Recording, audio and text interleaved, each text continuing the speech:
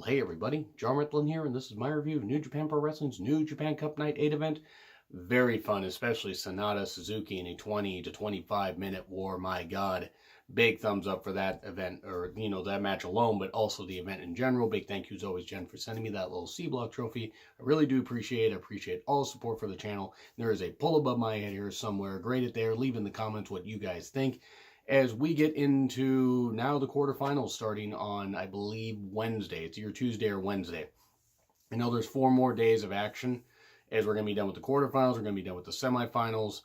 And then that's basically it. So, yeah, night 9, 10, 11, 12. Yeah, so it's going to be, we're getting near the end of it. And it's been a very fun tournament. And really, I love both the cup matches tonight for different reasons. I'll get into that here in a bit. Nice little undercard also. You do have Kevin Kelly, Rocky Romero, and Chris Charlton on commentary. And they really, once again, as I said in the Night 7 review, I cannot put over just how fucking great they are as a trio. Absolutely tremendous. They all bring something different. And, I mean, obviously I love a pro wrestling, but just so many different ways to present it, with some comedy and with some stuff. I mean, while also putting over the athletes. So that's great stuff. We have Yuya Uemura, Kojima, and Tenzan versus Yota Tsuji, Nakanishi, and Nagata. And from night 7, you remember Yota trying to go after and pissing off Nagata. And then Yota got beat up later by Suzuki. Then again, all the young lions get beat up by Suzuki. So it's going to be interesting to see how Yota would team up with Nakanishi and Nagata. It was good stuff, though. Yota attacked early, but then got beat up for a while. I mean, he got beat up a lot. Yuya got in for a little bit. Then Nakanishi and Tenzan had a bit of a battle. Those two veterans. Kojima chopping Nagata. Yuya got back in. He does well, even, taking it to Nagata. But in the end, taps out to the crossface by Nagata. That was some good stuff. And yeah, that was pretty good. That was pretty good. I really did enjoy that. He even raised the hand of Yuya afterwards, and that was a nice show of respect. So yeah, it was a pretty good start to the show.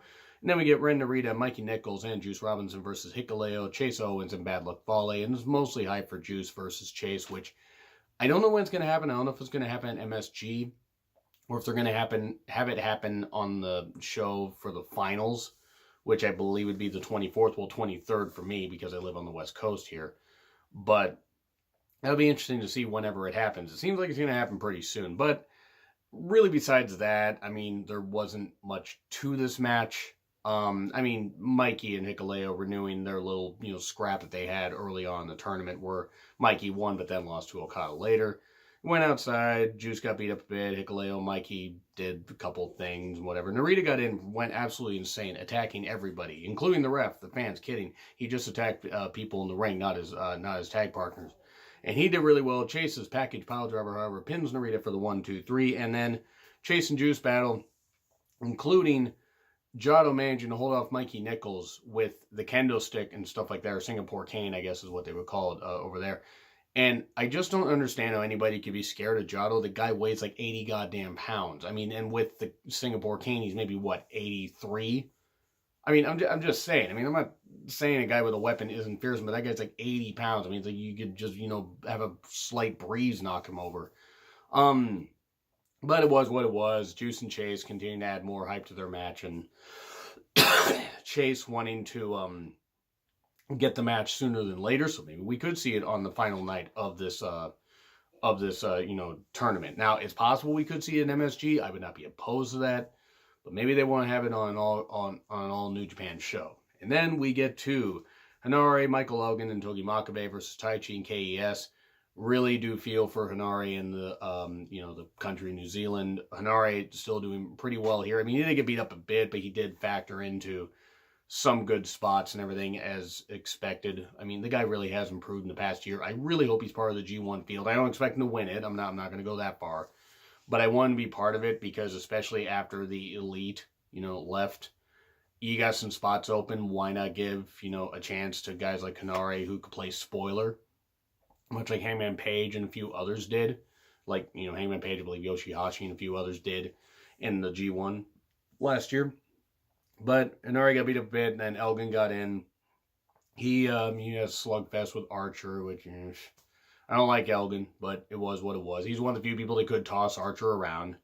Makabe and Taichi got in. They had a bit of a scrap. Hanare got back in, but he does end up tapping to Taichi. as you would expect with that. And you had, Archer had this funny moment right after, the match. He got to the commentary table and said, huh, maybe we should, it's like, how about me and Rocky Romero in a cage match? That's what the people want to see. And Rocky's just like, what? Because Rocky, great athlete and tough guy, but it's like Archer just like, way above him and everything.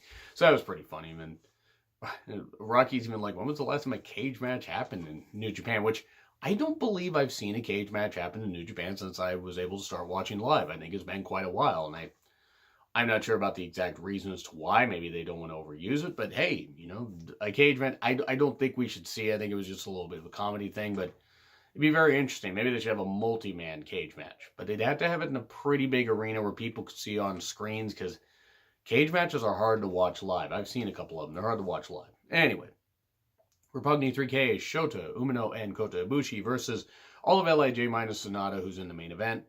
A lot of fun. This is mostly about, hey, could Shingo and Bushi get another victory over Sho and Yo?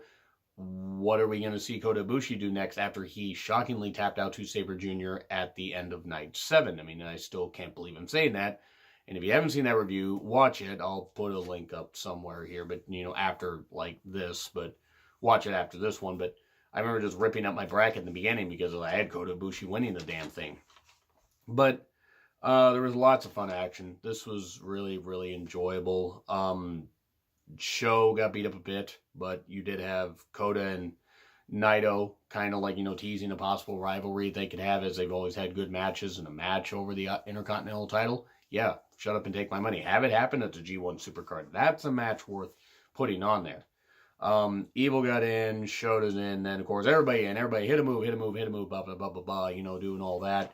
And then everything is Evil pinned Shota, and that was nice. And then Naito's kind of teasing Kota with the Intercontinental title and everything. It's a shiny object, so of course Kota, I kid. I love Kota, but he's like a big kid also.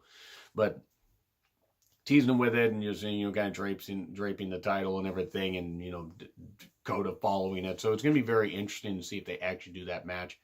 The G1 Supercard's looking pretty goddamn solid. I know a lot of the card hasn't been announced yet, as they still have to wait till the end of the New Japan Cup to really finalize it, because you don't know who's going to win it.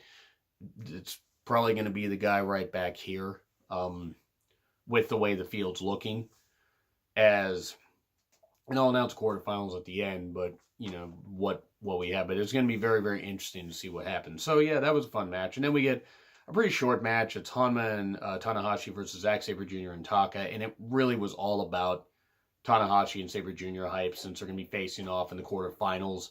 I want to say Thursday or something like that. I think it might be Thursday.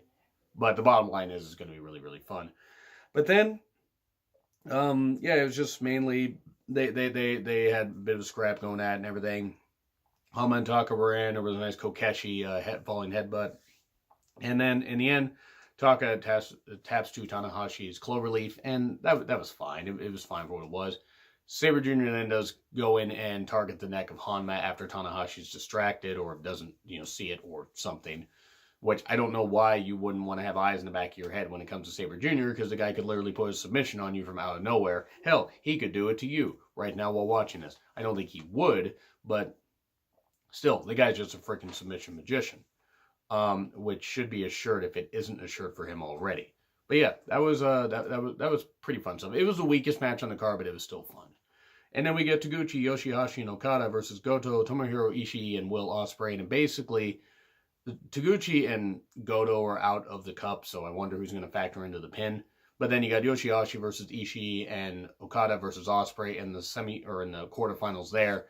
And then you got Sabre Jr. and Tanahashi. And then you're going to have a couple others I'm going to get to here in just a bit. Sanada versus somebody. Colt Cabana, basically. I'm just going to say right there.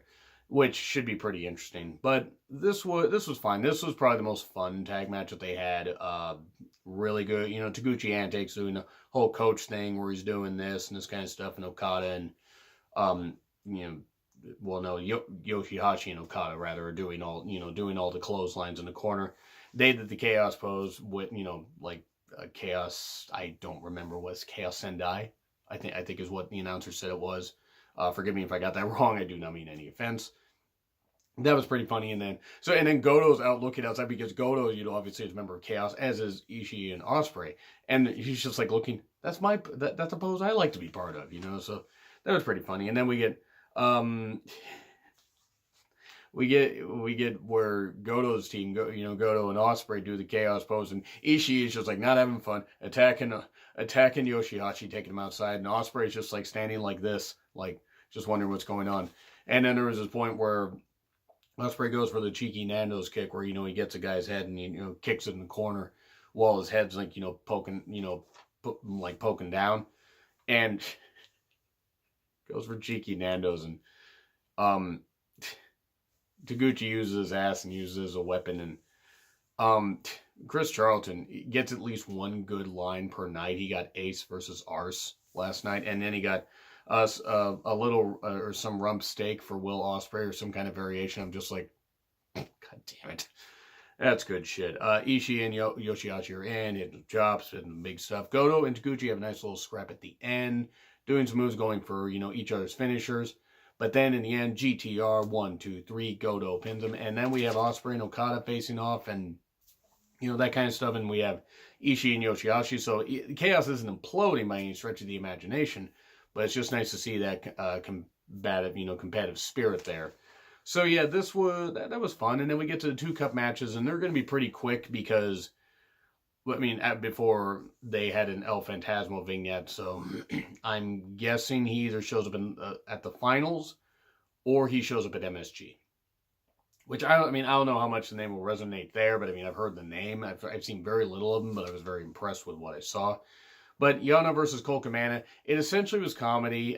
As you would expect here, like Yano, he kept finding tape in Yano's tights. The referee found some tape. Colt at one point taped one of the turnbuckle pads on there, like the ropes, or the string, so Yano couldn't untie it.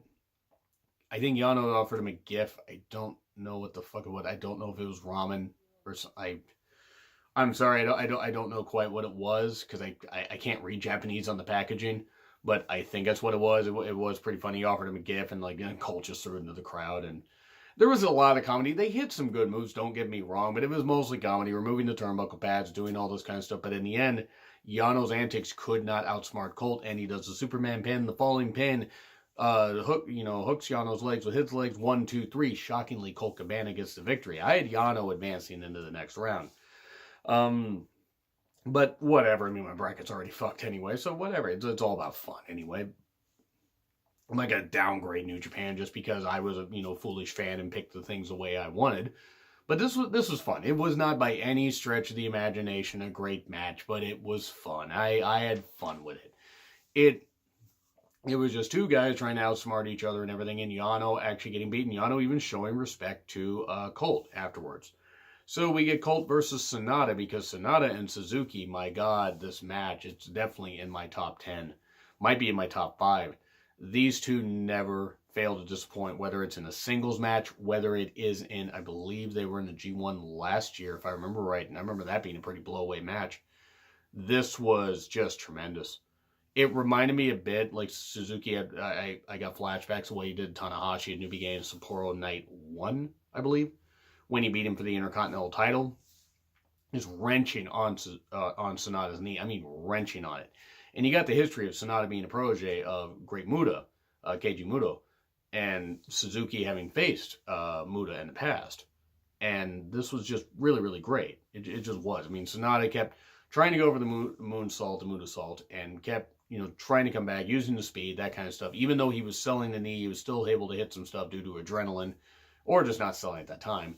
But it was good stuff. Suzuki with a great ground game, and the fact that the guy can move so goddamn well at 50, I think he'll be 51 this year. It's just the guy's a freaking athletic marvel. You can definitely tell that Frank Gotch had a huge influence on him. Great stuff, though. I really did enjoy this. The amount of counters that they had near the end, from the knee bar to the skull end, to the knee bar to the skull end, to ankle picks to the skull end, just this match is tremendous. Give it a watch. It's really, really fucking great. But in the end, Sanada was able to get the skull end on. He couldn't get the pin, but he did manage to hit the Muta-sault. 1, 2, 3. Sanada winning an absolute war. That was great stuff. I'm going to say B+. I enjoyed the last 3 matches more than anything. I know that it seems like, oh, well, you get Bs a lot to New Japan shows. I actually enjoy a lot of New Japan stuff. I've given very, very few downgrades to New Japan shows because even the weakest ones tend to appeal to me. I think the lowest I've ever gone is a C+. And maybe that was just for ones that were But usually because they're over in less than 3 hours and they keep the focus on the ring, it just entertains me more. And I'm not, but again, wrestling is for, different wrestling for everybody. If you don't enjoy New Japan, I totally understand. But if you don't enjoy New Japan, I hope that my reviews have maybe, helped give you an idea to maybe give it a chance. It's great stuff. I've really enjoyed it. I've enjoyed Japanese wrestling since the late 80s, early 90s during the tape trading thing. I just really had a lot of fun watching the show, and hopefully we are going to see a great set of quarterfinal matches. So what I'm guessing is that Wednesday and Thursday we're going to get the quarterfinal matches, like 2 each, to close the show. And then Saturday, the Saturday morning show, we're going to get the 2 semifinal matches, and then we're going to get the 2 finalists later that night / Sunday morning. But anyway, who do you guys think is going to win out of the 8 that are remaining?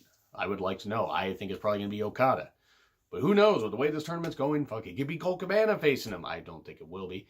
But that would be weird. Anyway, do you agree? Do you disagree with what I said? Like, share, subscribe. Twitter handle in the description. I'm John Ritlin. I will see you soon.